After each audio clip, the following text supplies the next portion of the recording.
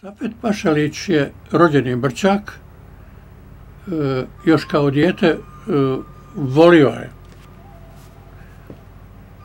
pozorište, čitao je knjige, puno knjiga je čitao i vrlo je aktivan bio u umjetničkoj, u diletantskoj sekciji u Slahijetu. Sem glume, koji je glumio u pozorišnim predstavama, bio i režiser, režirao je, ali je isto tako bio i vrlo aktivan član sindikalnog pokreta u Slahijetu. A kasnije i SKOJ-a, Saveza komunističke omladine Jugoslavije. 1927. godine organizovana je predstava jedna, koja je u stvari manji skeč koji je priređen u Radničkom domu u Brčkom. Naravno stvar da su žandari i policija opkolili dom, vrlo su pazili o čemu se radi.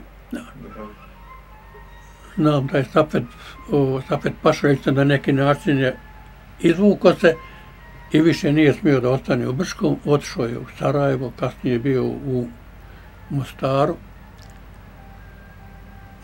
Tako, da. Brčko je oduvijek bio, da kažem,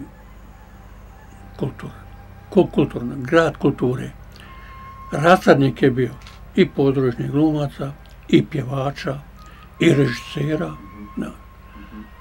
Možemo kazati da pogotovo od 1950.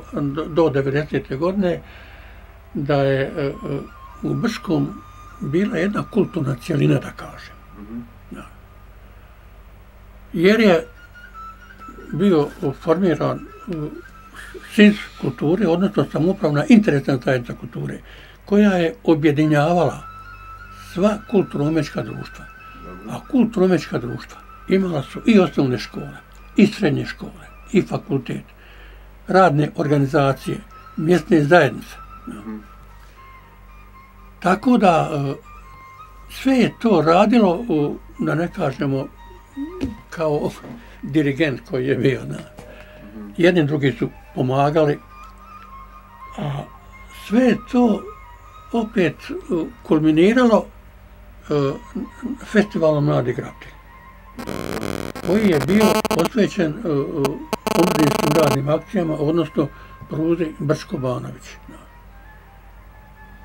Tako da je i škole, i seoska kulturno-umjetnička društva, i radne organizacije imali su oko 3 mjeseca nastupe i po selima i na kraju u finale su bile u Domu kulture. Kuriozitet je bio taj da je u tim festivalama učestvovalo preko 20.000 učesnika. Govorim na nivou općine Brčko.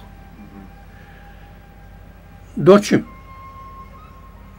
od 90. na ovam, da kažem, nastala je neka etnoliza, odnosno odvajanje kulture iz jedne cjeline.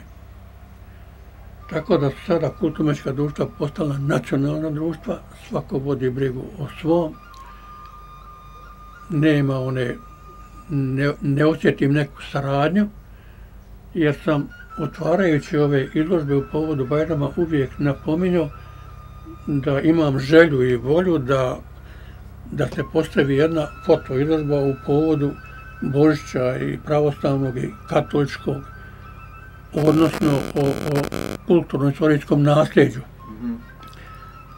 pravoslavlja i katolicizma na području Bosne i Hercegovine. Doćemo od toga ništa. Sudeći prema vašim riječima, kultura je u to vrijeme blistala, bilo je mnogo događaja. Šta su oni imali što danas ovi sadašnji nemaju? Je li to samo volja? Imali su duh, imali su polet, imali su, da kažem, da govorim o poletu. Elan i polet nekako i ti kulturni događaji su bili vezani nekim prigodama. Da li su to bili državni praznici, da li su bili godišnjice nekih znamenitih događaja. Ne znam kako bi ti to sad objasnio. Omladina je imala, nije se išlo u ono vrijeme, početak da kažem, nije bilo kafića, nije bilo ni televizije kao što ima sada, ni mobitela, ni interneta nije bilo i sva događanja su bila i na igrankama. Igranke su u ono vrijeme imale i jaka tamburaške sekcije ili muzičke sekcije, imala je gimnazija, imala je ekonomska škola, imale su radne organizacije, pogotovo tekstilni kombinat Interpret. Igranke su bile, kažem ti, obično mjesta gdje su se ideje stvarale. Nedeljem igranke su bile u Domu JNA svojevremeno, u amaterskom pozorištu Pelagić, imala je lijepa sala, prije nego što je postao poslije, jer tu je bilo Tino radnik, pa kad se preselio u svoje prostorije, pozornica, ta sala je bila prazna. Igranke su bile, da kažem, na Merajama, na Fićibajru, znali su biti. Igranke su bile onda po školama. Nije bilo, uglavnom su bile tamburaške sekcije, bile su truba,